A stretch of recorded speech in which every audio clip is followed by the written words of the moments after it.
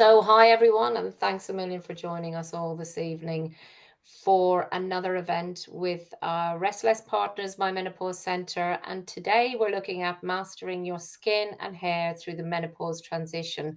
I'm going to hand over shortly to Helen, who's going to chair this evening. But just to remind you all to please post questions and thoughts in the chat function on the bottom of your screens and post throughout the presentation, but there will be time to come to the questions at the end as well. So we're going to run the event for approximately 1 hour, and it is being recorded and it will be mailed to everybody who's registered. So I'm going to hand over now to Helen Normoyle, who is co-founder of My Menopause Centre. Over to you, Helen.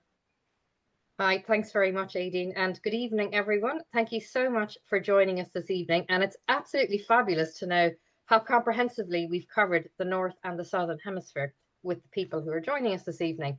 Now, as Aideen mentioned, this evening's webinar is all about getting the glow, mastering your skin and hair through the menopause transition, and I'm really delighted to be joined by the brilliant Harley Street dermatologists, Dr. Mia Steyn and Dr. Rishika Sinha. And these are amazing doctors, and what they don't know about skin and hair isn't worth talking about. And I absolutely love their no-nonsense, science-based approach. And please, we did a webinar with these ladies before with Rishika and founder Dr. Sam Bunting, and we had a ton of questions, and I know people left with so much great advice. So please do put your questions into the chat. We'll seek to answer them as we go through the webinar or at the end in the Q&A section. So as Aideen mentioned, the event is being recorded. It'll be available to view later. It'll be on the Restless platform, and we'll include it in My Menopause Centre's newsletter, and we'll send a link to the webinar and any links that we post in the chat. And we'll also link to Dr. Mia and Dr. Rishika and their website if you want to follow up with them and see them in their lovely Harley Street clinic. Now, as I said, put your questions and thoughts in the chat, but as you'll appreciate, the doctors won't be able to answer individual specific medical inquiries, but they can, of course, respond on a broad level. So I'm going to kick off, first of all, with some questions for Dr. Rishika and Dr. Mia about menopause in general and how and why the menopause transition impacts our skin. So Dr. Mia, if we start with a question for you, because I'm sure a lot of people are wondering, is this aging, is this menopause? So how and why does the menopause transition impact our skin? Hi, everyone. So I think the menopause transition impacts our skin primarily because our hormones change. And that's the biggest change in menopause, and that's the biggest impact on our skin. Of course, there is also just aging. So our facial structure changes, we accumulate damage from the environment, from the sun, but specifically the menopause, the main changes you see in your skin are down to your hormone changes. So as we know, in that perimenopausal time, we start to notice some hormone fluctuations. And as the menopause fully kicks in, you get this massive drop in your estrogen levels. And that leads to a number of changes, which we'll go through, but also then the relative increase in your androgen hormones explains a couple of the things you see in your skin. So what kind of things happen then? What are the most common skin concerns do you hear in your clinics that women may experience them because of these hormonal changes? And tell us some more about the androgen side of things too, because that might be new to a lot of people. Okay, so if you think of the job of your hormones, specifically with your skin, estrogen is really, once you lose your estrogen, you lose a significant amount of collagen in the skin. And collagen is really the thing that gives your skin structure. It's the scaffolding of your skin. So in those first 5 years of the menopause, you lose about 30% of the collagen in your skin. You also lose some elastin. That also has a bit of an environmental impact. So UV exposure means your elastin is degraded. So the structure, the thing that gives your skin bounce, is degraded. at the same time, because you don't have estrogen, you're also losing the things that give your skin moisture. So you have less hyaluronic acid, you have less ceramides, you have less sebum or oil in your skin because of the reduction in estrogen. So what you'll notice is your skin will feel very dry, quite sensitive. Your barrier will not be the barrier you had when you were 20. So skincare that you could use every day in your, Rishika's nodding, in your 20s and 30s will not be tolerated as well once you start losing your barrier. And so that's the kind of thing people start noticing. They're like, my skin is much more sensitive than it used to be. And then something that is extremely frustrating is because you have that relative increase in androgens, so your androgen hormones aren't actually increasing. It's just because your estrogen has fallen. So relatively speaking, there's more androgens around. All of a sudden, here you are in your perimenopause and you have breakouts, and which is very annoying because we thought we left them behind when we were teenagers. But also, all of a sudden, all the products that you would have used when you were younger to treat those breakouts now are really difficult to tolerate because your barrier is impaired and you don't have that robust, juicy, for want of a better word, skin. So it can be really tricky to find that new balance between treating your breakouts and then also looking after your skin barrier and replacing all that lost moisture. There are some other things that you might notice. So in that perimenopausal period when you have the vascular or vasomotor instability and you get hot flashes and everything goes red, if you are prone to something like rosacea, all of a sudden, here you are, fiery red face, it can make it a bit worse. And we also notice that something that we lose a bit of our antioxidant protection. So our natural ability to deal with environmental insults is a bit reduced. So that's something you need to think about when you're planning your skincare. So you teed up wonderfully for us a great understanding of all of the challenges that the hormonal changes of the menopause transition can bring. And in a moment, we're definitely going to come to so what can we do about the solutions? Because there's a ton, I know you've got a ton of great advice for us. But before we come to that, if we just turn our attention then to our hair, because, you know, so much of our identity is wrapped up in our hair. And I think for men and for women, but I think particularly for women. And, you know, when I first started working with Dr. Spencer and setting up my menopause centre and doing research into this, I was really surprised to learn that around 70% of midlife women experience thinning hair and hair loss. And that can be so frustrating and so, you know, demoralizing as well.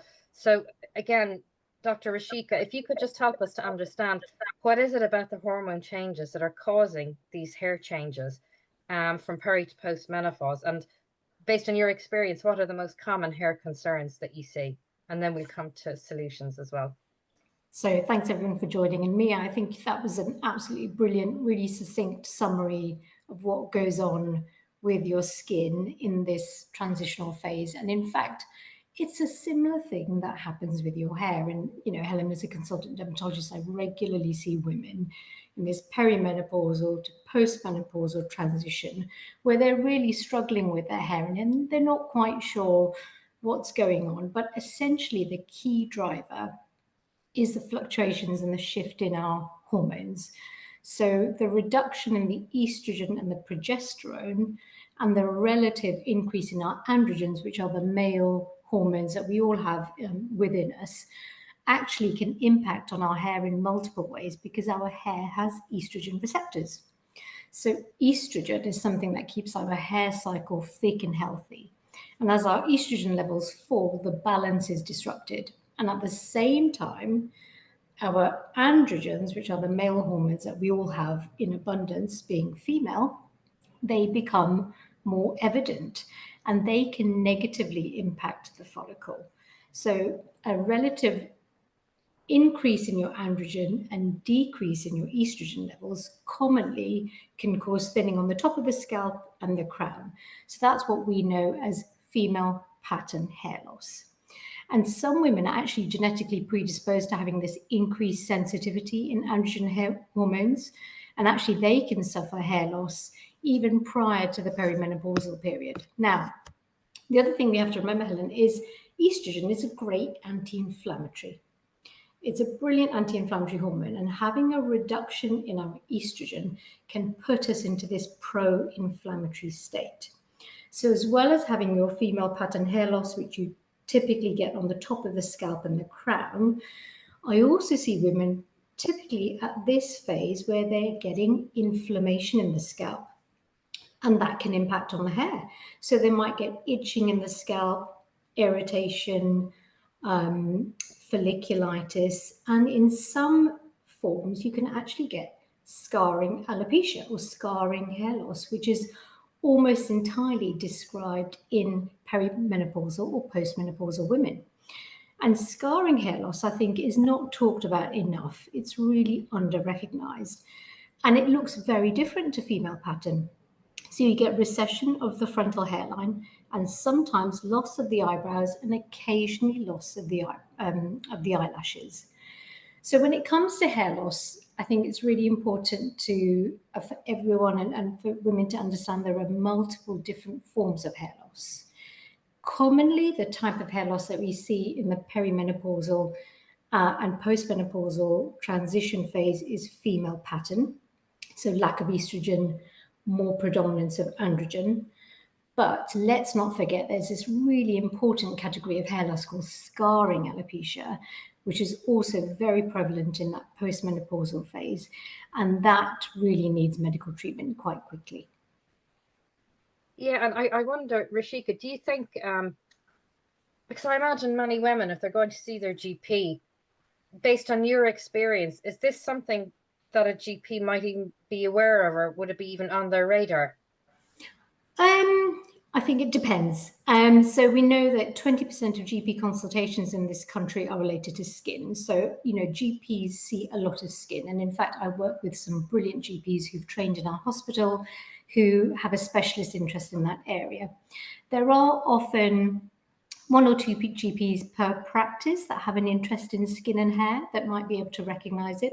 And if your GP isn't sure, that they can seek advice. There are some advice pathways that the NHS can offer where you may not be able to see a dermatologist directly, but they can send photos and ask for advice. So GPs are aware, I think, of scarring alopecia. And really, if we can help spread the word that this can occur and what to watch for, then sometimes, patients can direct the GP in the right direction as well. Amazing. Look, that's hugely informative, Dr. Rishika. And I wonder if maybe as we go through this evening or afterwards, if you could send me the names of those NHS care pathways and we can share them with people. So if they think that they're impacted by this or they have a friend or a family member who is, again, as you say, so much of this is about educating and raising awareness and pointing people to places where there are solutions so that they can find help. And then you don't feel so alone and it's not as distressing when you know that there's some support there and you're being heard for your symptoms. So thank you both so much for giving us a really great, comprehensive, but easy to understand overview of why the hormonal changes we see in the menopause transition impact our skin and hair. And I wasn't aware of that statistic. That's a huge number of people that are seeing their GP for skin or hair issues, Dr. Rishika. So clearly this is a day in, day out issue for women up and down the country. So what really matters now is that we've explained to people why it's happening, really getting into the so what can we do? So maybe if we come back to skin again, and maybe Mia and Rishika jump in as well. If you think about, let's just think about what a great day for skincare looks like, your skincare regime. You get up in the morning, tell us your regime, what would you do? You get up in the morning and what do you do? So we are going to think about a couple of key things that we need to keep in mind. We're losing collagen, we're losing hydration, we're losing our barrier function, and we're losing our antioxidant protection because, as Rishika said, we're losing that anti-inflammatory effect of our estrogen. So we want to take that into account when we plan our skincare routine. So, of course, individual skincare routines will be tweaked depending on what you like and what you need, but as a general rule, you'd cleanse your face with something that's not going to make you feel creaky after you've cleaned your face. I think over-cleansing, over-cleaning is a prime error because we use the same things we used when we had oily skin and we were teenagers. So a gentle cleanser, first step. And we can talk about ones we like. We can give you recommendations. Oh, look, please jump in, because you will, as sure as eggs are eggs, you are going to get questions on which ones would you recommend. And when I look at the list of ingredients, what are the big no-nos? So give us all your advice, Mia. No fragrance. Fragrance has no role in your skincare whatsoever. It smells nice, but light a scented candle. So no fragrance is my big rule. And then, so the ones I like, I think you can trust CeraVe Hydrating. You can trust the Avène range, La Roche-Posay. I love Sam's Flawless Cleanser, which is what I use every day. But, you know, there are so many cleansers. So if you have one that you love and it feels good on your skin and it doesn't make you feel itchy and creaky, go for it. Then in the morning, I think keep it simple is the way to go. I like having an antioxidant. Yes, Environ brand, yes, I would. If you're in South Africa, it's a brilliant brand. In the morning, I would add an antioxidant. For me, that's a vitamin C serum. I think it makes your sunscreen more effective. We know we lose our antioxidant protection as we age, so adding that in helps reduce some of your environmental damage. It's a good cofactor in your collagen synthesis, so we're addressing that lack of collagen. And then for me, I follow that up with a sunscreen. If you have very dry skin, you might want to add in a bit of moisturizer in between those two steps. And again, moisturizer, no fragrance, choose the texture that works for you. And then a sunscreen, I like a tinted sunscreen because we also know that as we age, we accumulate pigmentary changes on our skin. So a bit of sunspots, age spots, whatever you want to call them, and having that extra tint in your sunscreen gives you a bit of an extended spectrum protection. So, I mean, Rishika, you can say what you think, but I think the best sunscreen is also the one that you're going to use. So yeah. Play around with textures, find one that you like using, because if you find one that you're able to use every day, you will. That's the best one. Yeah, that's the best one, and that's what you get. You get your cumulative benefit from that. So that really is my morning routine.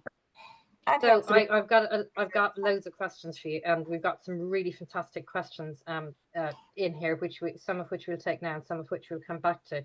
But so first off, I'm wondering, because we get a lot of questions, and I think these are great questions around how much time should I allow between applying each one, and if you're, when you're busy in the morning, so do you need wait till, if you use vitamin C, do you need to wait till it's dried in? You feel it's dried in? Can you put the moisture straight on? What happens if they all get mushed up, because you're a bit too fast on putting them on? So what's your advice on how much time to leave in between, so to make sure they're effective and you're not kind of creating a bit of a mess on your face? So, I mean, I struggle with this, Helen, totally, but I think trying to find small gaps is helpful for me. So, for instance, I'll cleanse and then pop on. I really like some azelaic acid in the morning because my skin can't tolerate vitamin C. I have tried year on year. Let's try another vitamin C, and I've literally got bottles of it that just end up in the bin.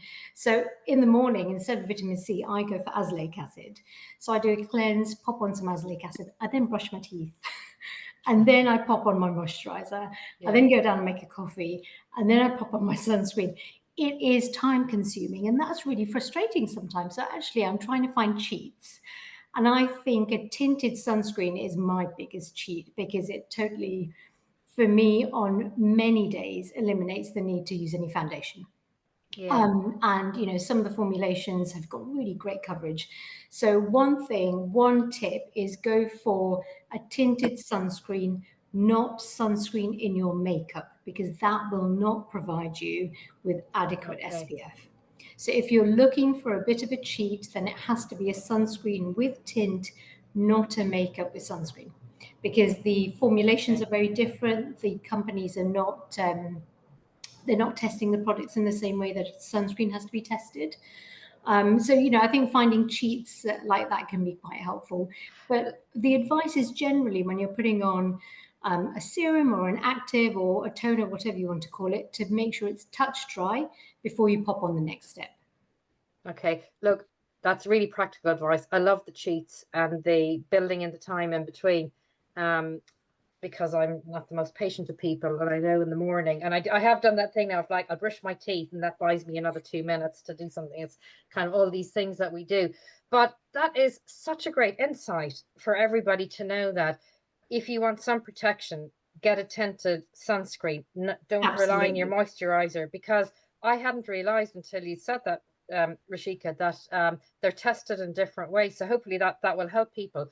But then, what SPF do you recommend, and how big it, look, I know there's SPF 15, 30, 50, but when it comes to our facial skin, what SPF would you recommend? And we're going to get questions, so what brands would you recommend as well? Okay, so Mia, shall I take this one? We'll tag team.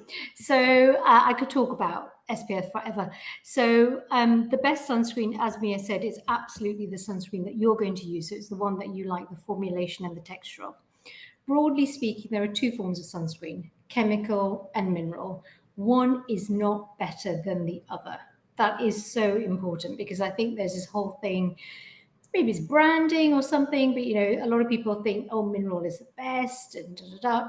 One is not better than the other. Now, chemical sunscreens are often made up of specific filters that absorb UV light, scatter the damage as heat. And mineral sunscreens actually work in a very similar way. They do not reflect sunscreen as we previously thought they did. They don't reflect sun rays as we previously thought they did. They also absorb UV, turn it into heat, and disperse and scatter. And a small percentage of mineral sunscreens also reflect. Now, chemical sunscreens are made up of lots of different filters, and mineral sunscreens are mainly made up of zinc or titanium, which can leave a bit of a white cast. So it very much depends on what you like the texture of. Chemical sunscreens can be more runny, liquid, gel texture. Mineral sunscreens can be a little bit thicker, a little bit more pasty. Now, mineral sunscreens are often recommended in those individuals that have irritated, sensitive, reactive skin, or skin that has rosacea, for instance, or eczema, because in those cases, because of impairment of the skin barrier, then some chemical sunscreen filters can irritate. Mia, would you agree? Yeah. So that would be the reason we may make the distinction for some individuals. You know what, why don't you try mineral rather than a chemical? But one is not really better than the other. I have an encyclopedia of sunscreen, and I'm currently making my way through K-Beauty. And I love, as all of my patients would probably have heard over the past few months, I love Beauty of Joseon, Sun Relief, Rice and Probiotics, but not everybody loves it. So, I've recommended it, and a couple of my patients have come back and said, oh, you know what, I actually just don't like the texture. It doesn't suit me. So it's so individual sunscreens. One of the mineral sunscreens that I love, that I use as my cheat, is Sam's Gossamer, the tinted. So I use the 02 tint, which I think is brilliant. I absolutely love it. And I have also recently just sort of switched things up a bit and started using the tinted version of La Roche-Posay and Helios Invisible Fluid, because it's got really good protection from visible light, so high energy visible light, which can trigger pigmentation. So I'm aware that I'm at that stage where definitely pigmentation is on the cards. So I'm just sort of trying some other things out. Amazing. Mia, how about you? So while Mia's answering, Rishika, would you mind typing into the chat so we have the names? And there's a question there for you around the azelaic acid that you mentioned. And then Mia, hit us with your favorites and what you would recommend. My favorite, so I agree. So I use Sam's Gossamer tint because I just think it gives me a really nice coverage. It's all I'm wearing at the moment, and it feels lovely on the skin. The La Roche-Posay and Helios is a long time favorite because it's so runny and light. So if you don't want to feel sticky and gloopy, it's a winner. Bioderma have recently released a brand new sunscreen that I tried at our dermatology conference, and I love it. It's really light, similar in texture to La Roche-Posay, and it looks gorgeous on the skin. And I suppose the advantage of a non-tinted one is you can take it down onto your neck. Otherwise, all your clothes have a little line of tint. So I usually use to tint it on my face, and then I take something else down on my skin. And then HelioCare is an all-time favorite. The water gel. There's a gel oil-free as well, which for my skin is way too dry. I can't use it. So the water gel in HelioCare, I love. But same as Rishika, I usually have 3 or 4 different ones on the go to try them out. Yeah, amazing. And then I think, am I correct in saying that most of the ones you've mentioned are SPF 50? Yes. Yes. So is that generally what you'd recommend then, that we're looking for a really high level of protection for our facial skin? Absolutely. So if I get on my soapbox again, so these sunscreens, as Mia knows, the companies have tested their sunscreens. If they're applied at a amount of 2 milligrams per centimeter squared, which essentially, as a lot of people may see on social media, equates to 2 finger lengths. So that's a lot of sunscreen to apply. And we know that the majority of us are not applying that much. And it's actually, we should be applying roughly between 1/4 to 1/2 teaspoon. So if you're using a lower factor sunscreen, so an SPF 15 or 30, you're actually getting even less SPF coverage. So I think in the world of dermatology, we generally recommend at least an SPF 50, knowing that it's actually quite difficult to achieve that level of coverage. So the higher, the better from that point of view. Okay. Yeah. Look, that's a really clear explanation, and that is, I think your all of your recommendations and advice is being really appreciated.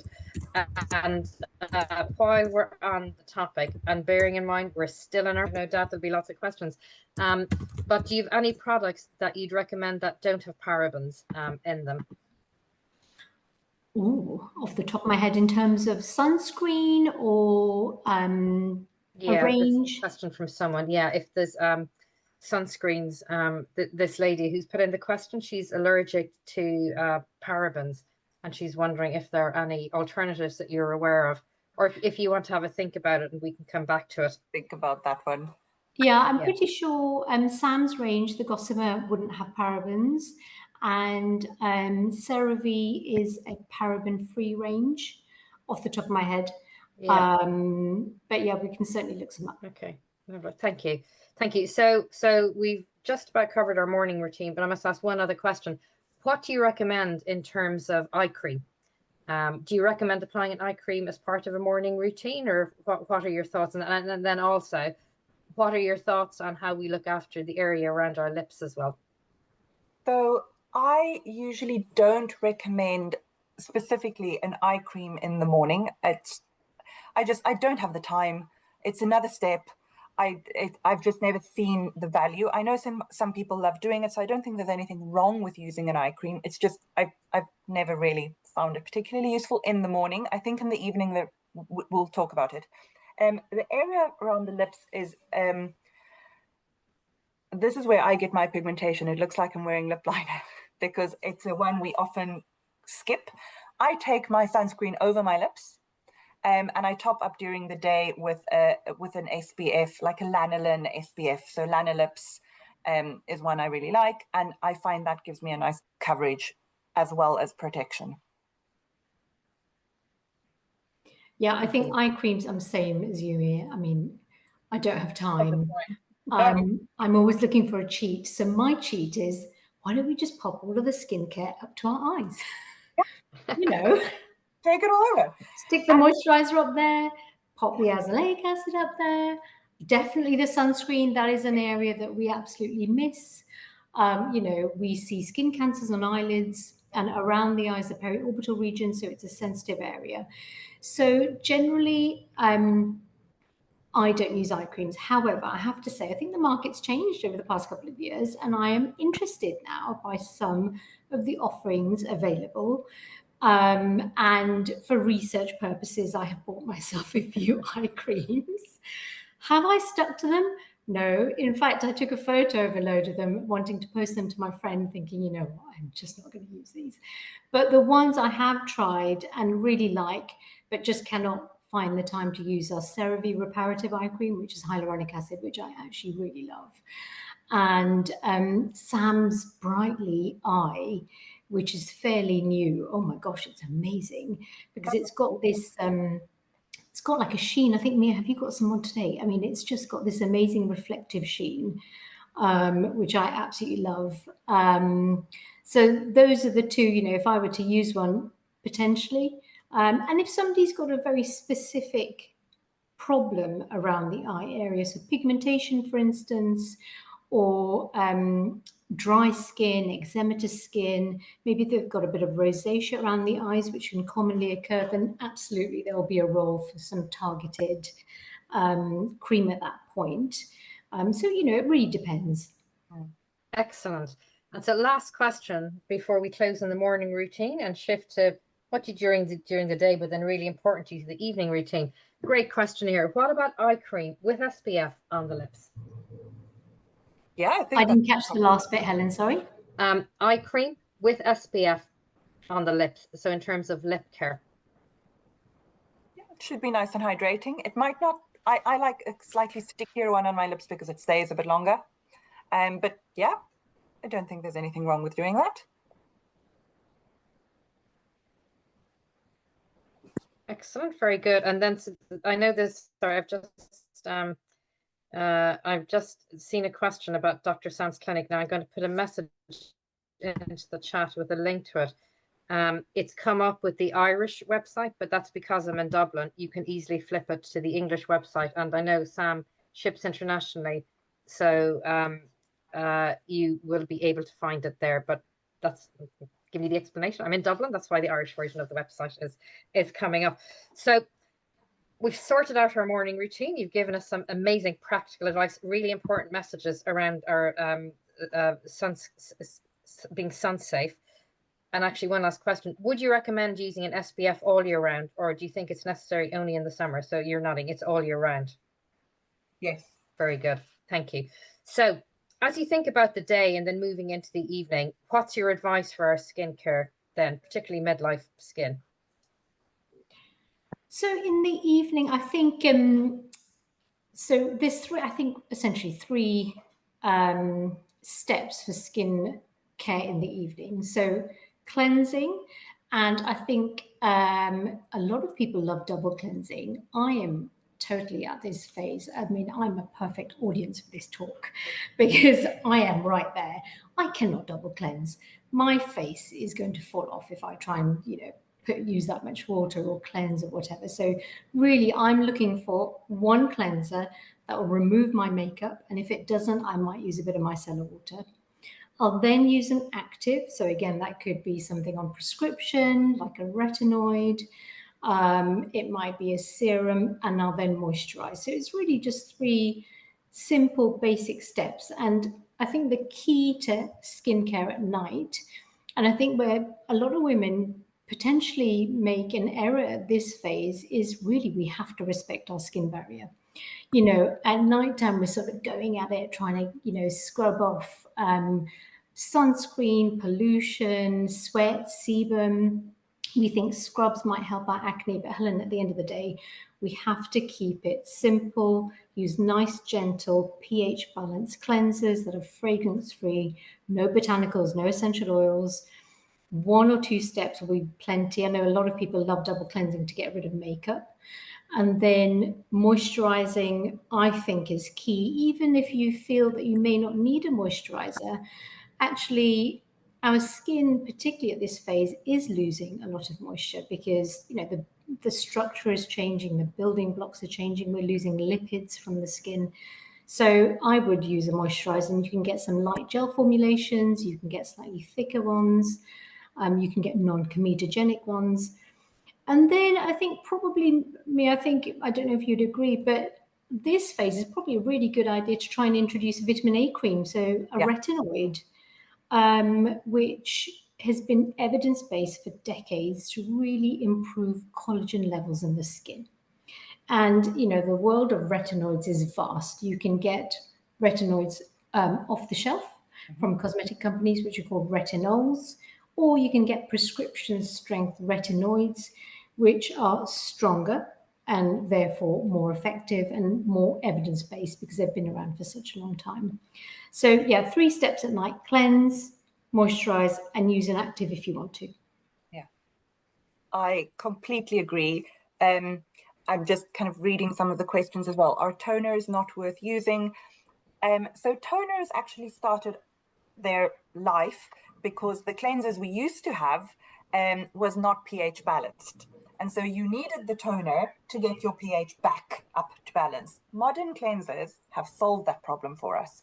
Toners are having a bit of a rebrand, I've noticed, in that they now contain glycolic or salicylic. So they're trying to rebrand. I still think it's a step that you don't need at best, and at worst, thinking about the fact that we need to look after our barrier, as Rishika said, you risk irritating your skin, and any additional steps you add make it more likely that you'll get barrier dysfunction and make it harder to tolerate the thing that's going to do the most work, which is your retinoid.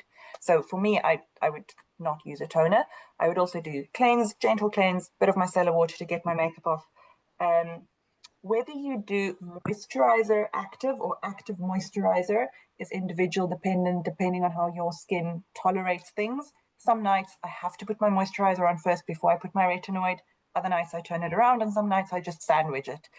So I think there you can play around with what your skin needs. But I agree with Rishika, those are my only 3 steps at night. They're evidence-based, they address the things that have changed in your skin, and they are sustainable in the long run. So you're not doing damage, you're building on a foundation that will give you results 10 years from now even.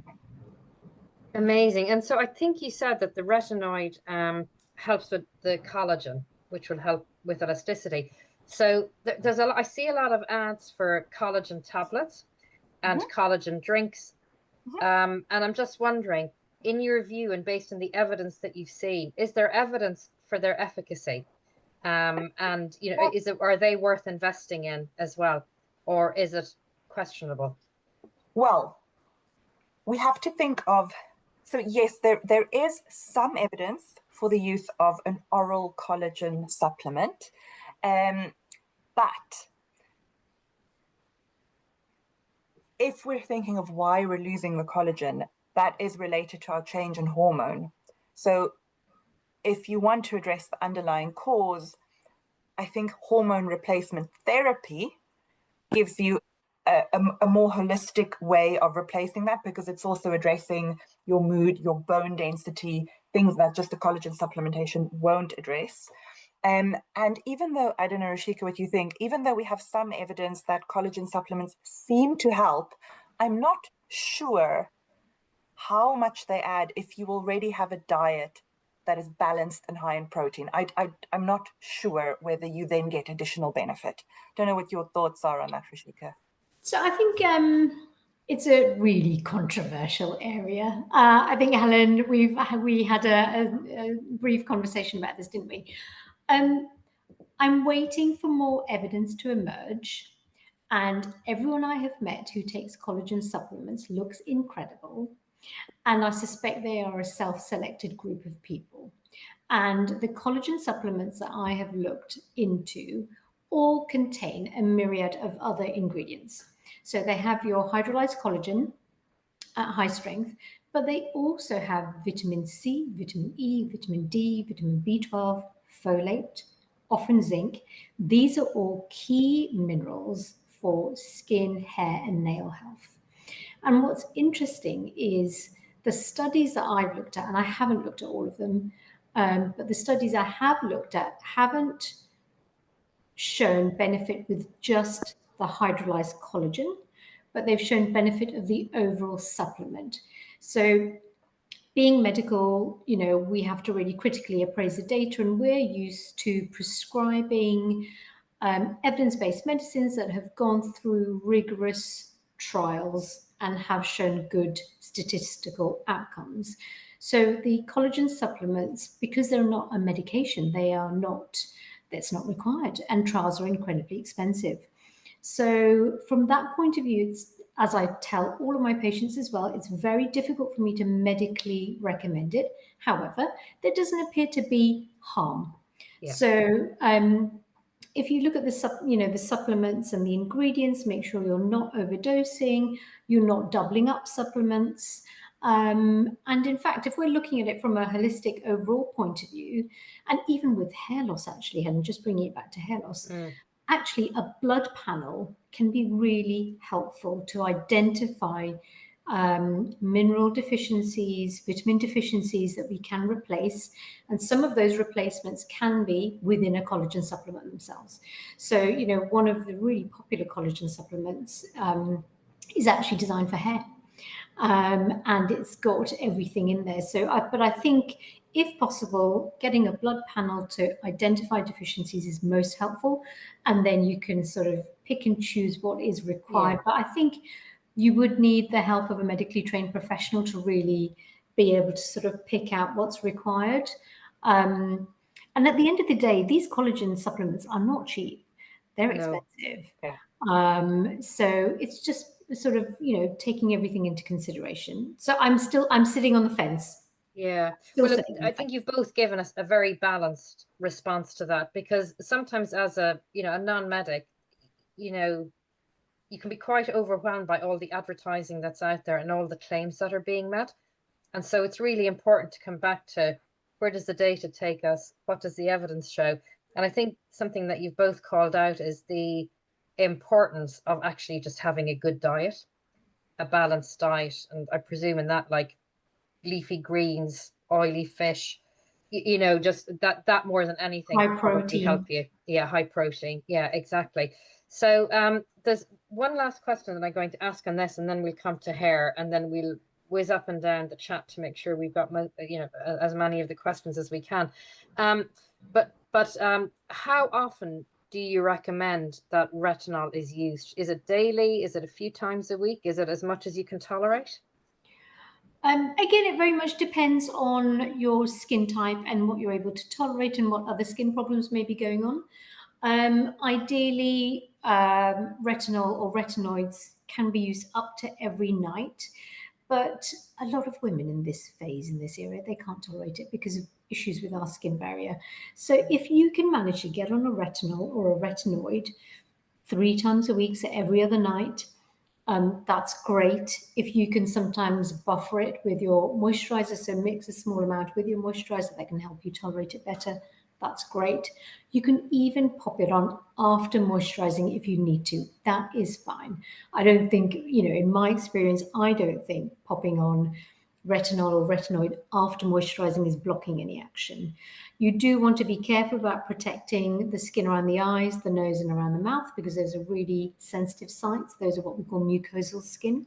So they are much thinner than the other parts of our facial skin. So we just have to be careful. But if you can get it on 3 times a week, you're doing well. Yeah, thank you. That's really clear. And then any brands of retinol that you would recommend? Mia? So I want to split things into two. So the most evidence-based thing we have is tretinoin, which is the prescription form of this active ingredient. So for that, you need a prescription, and that is the one with the most evidence, but it is also the most potent of the lot. So that isn't a brand, that's just a medication. If you are going towards the other side and you're going for an over-the-counter retinol, which is a wonderful place to start. You don't have to jump straight into the deep end with the tretinoin.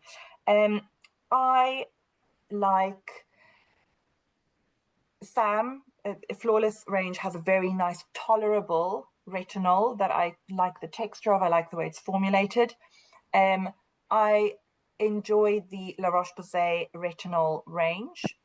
And it also, here is probably where I would understand an eye cream, because you can get a retinol containing eye cream. So it's formulated so you get the benefits without flaking and having sensitive eyes. So here is where I might consider an eye cream. the Medicate Crystal Retinol range is really good, and you can kind of scale it up as you get used to it. And I quite like the Paula's Choice Retinol as well. I feel it's very gentle and kind of goes on the skin quite nicely. What are your favorites, Rishika? So I like Medicate because of the stepwise approach. So a lot of my patients are really concerned about using a retinol because they've had previous bad experience or they've reacted, they feel they've impaired their barrier.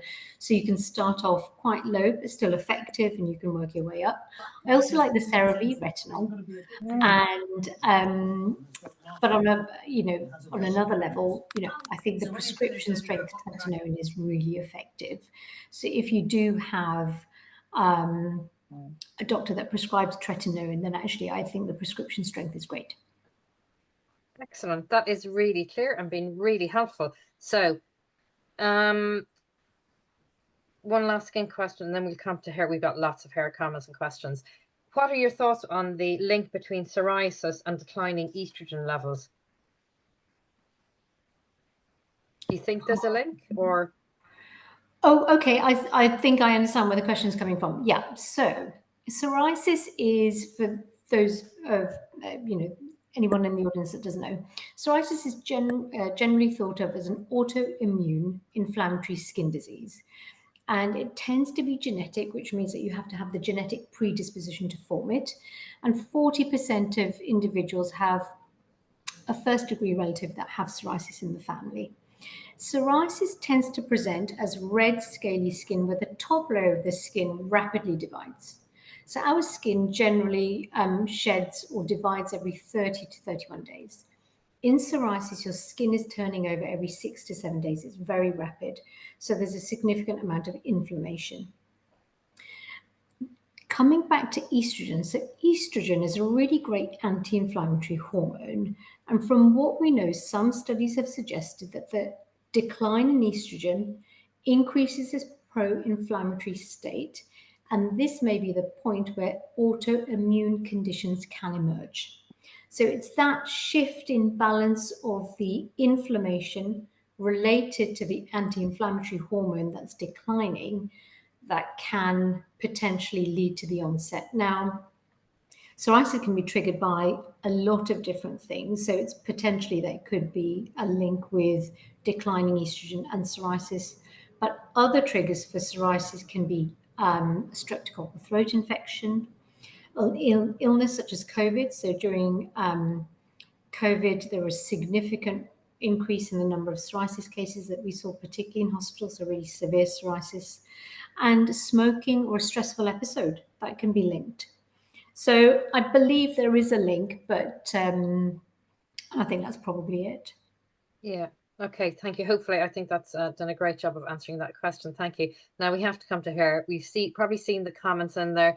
My hair is getting thinner. My hair is more frizzy. It's brittle. So you've called out the reasons for this, but what can we do about it? So if we've got thinning hair, if we've got brittle hair, what's your advice to women?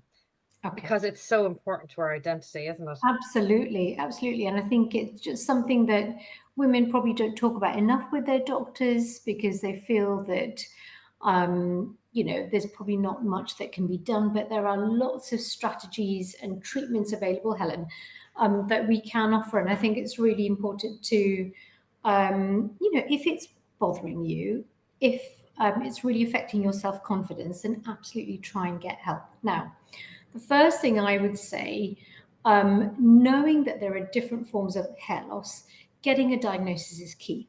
So what we want to see is what sort of hair loss is going on. Is it related to hormones? Is it related to something else? Is there inflammation in the scalp? So first and foremost, getting an accurate diagnosis can be helpful, and seeing a specialist such as a dermatologist can obviously help. Secondly, is depending on the type of hair loss that's identified, blood testing, particularly in this phase, can be really helpful. And the things we want to check for, most crucially, are iron deficiency. So as women, our iron levels tend to be pretty low anyway. And if you go for a routine blood test where you have your full blood count checked, your hemoglobin level as a woman may be completely normal. But your hair does not rely on the iron that's stored in hemoglobin. Your hair relies on long-term iron storage, which is measured as ferritin. So ferritin is a specific blood marker that you can ask for by your GP. Now, the tricky bit here is that the normal range for ferritin that's seen in the lab is, depending on the lab, approximately 10 to 150. So when you get your bloods done, often, and I say this because patients tell me time and time again, often it comes back normal, normal, normal, no action. But if you've got a hair problem or a skin problem or a nail problem, what you want to do is look at the actual number that your ferritin is. And even if your ferritin falls in the normal range, it may not be high enough for good hair health. And that figure is often, I want a ferritin of above 50, if not 70 in most cases. And that's really what we're looking for good hair. And that's a measure of your long-term iron store. Other bloods that we can check are vitamin D, zinc, B12, folate, and thyroid. Because again, thyroid dysfunction in this phase is so common. And it's, again, probably something that we just don't think about. And many of us would probably think, oh, we're feeling a bit tired, a bit lethargic, a bit sluggish because we're just perimenopausal, but it may not be that. It may be thyroid dysfunction, and that has a huge impact on your hair as well. So first of all, diagnosis. Secondly, investigation with a blood panel. And then thirdly, what can we do about it? Well, it's very much dependent on what's going on. If you've got something like female pattern hair loss, so thinning on top and the crown, then FDA approved licensed treatment in this country, the first step would be minoxidil, also known as Regain or Rogaine. So available at 2 strengths over the counter, 2% and 5%. Do not waste your money on 2%. Women do not need to use 2%. 5% is perfect for women and can be effective for boosting circulation to the scalp, boosting those hair follicles to become more mature, somewhat thicker, and boosting healthier hair. Now, it takes time. It can take sort of probably, 3 to 6 months to see any results. And in the first 3 months, you can even get a bit of increased hair shedding, which can be really concerning for some women. But you do have to stick with it. And once you start minoxidil, you should continue. So that's probably one of the most common treatments we would seek for female pattern hair loss. Now, other treatments would be very much dependent on if there's deficiencies. So do you need to replace vitamin D? Do you need more iron? Do you need zinc? In terms of inflammation within the scalp, and I saw some comments about the hair becoming wiry and frizzy. I mean, I hear you. I'm, again, totally there. And it's a reflection of what's happening to our skin. So our skin is drying out as we're entering this phase. And exactly the same thing is happening to our hair. So a couple of things that are definitely worth trying. Number one is not using very hot water when we wash our hair. And I'm totally guilty of that because that will actually strip your hair of more moisture. We know that water thins the skin. Second step, which I think a lot of us don't do, there's probably not much of a culture here, but where I grew up, there was a real culture of actually oiling the scalp just a couple of times a week, and that would provide moisture. Because imagine we're, talking about moisturizing our skin, our face, our neck, body. Well, actually, our scalp made up of skin, but we don't ever think about moisturizing it. But that sounds so counterintuitive because you think, oh, I'm just going to make it all dank, and it won't look fresh and buffy and, clean. So that's so interesting that you say that, Rishika, because when you go into the shops now, there's so many more hair products on the shelves. So you'd recommend putting some oil into your scalp? So I simply, again, I'm always looking for a cheat. So I hit the kitchen cupboard. So coconut oil, a tiny bit of olive oil. You can actually at night massage it into the scalp. Choose a night where, it's all quiet. You can just sit there. Some people pop a bit of a shower cap on there, just improves the humidity of the scalp, improves your sebum production. The next morning, I shampoo it out in a nice, gentle shampoo. I don't want to use anything too harsh, too stripping, or too drying. So I am looking for sulfate-free shampoos. That's really important for me. Potentially shampoos with caffeine as well, that can be quite effective because, again, they increase circulation to the scalp. And there's some evidence peppermint is really popular in shampoos at the moment. Again, increases vascularity, boosts hair growth. So, there are definitely a couple of things that we can think about in terms of scalp health that can impact on hair health. Hair masks can really help as well for sort of wiry, frizzy hair. And also I think diet, nutrition, and lifestyle is also key. So protein, making sure we get enough of it, because I think as women it's difficult for us to consume as much protein as we're meant to. And I really like omega-3. There's really good evidence that improves skin inflammation, and I also think it's impactful for hair as well. That has been amazing. We're unbelievably an hour into the webinar now, and out of time.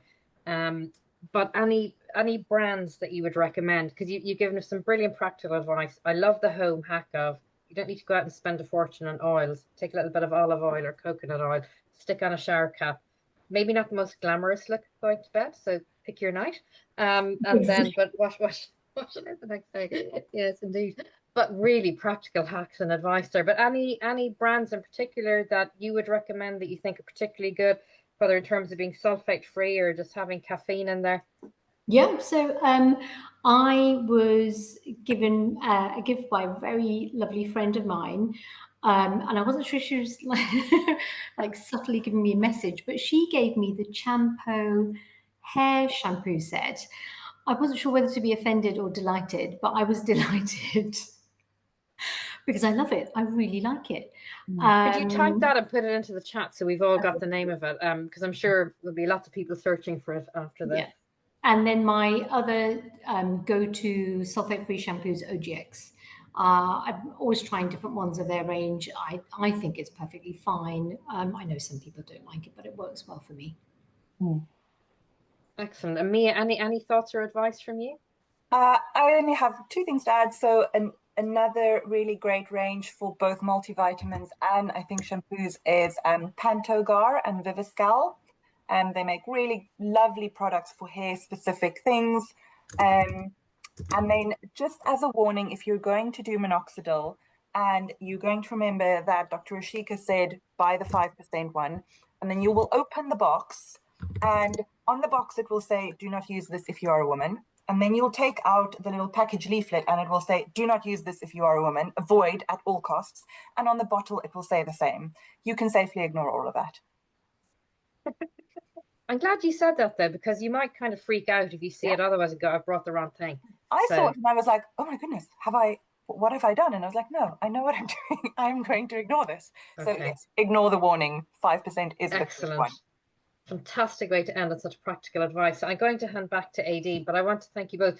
You both had busy days in the clinic, and we all really appreciate you giving your time to us this evening and for giving us just such amazing practical advice and tips. It's been really super, and you can tell from all the engagement of the questions. So thank you so much, Dr. Rishika and Dr. Mia. We really appreciate it. And AD, back to you. Yeah, I second that. Sorry about that. I second that. That was just such a wonderful event. So much information, so many practical tips and products that I have written down as I've sat listening. So thanks so much. And thanks a million to everyone who's joined this evening. And for all your questions and comments. That was really helpful, and hopefully you found the event as helpful as I did. You will all get recordings after directly after the event tonight. So that's it. Thank you all again for joining, and enjoy the rest of your evenings. Good night. Bye, everyone. Thank you. Bye. Bye. Thank you.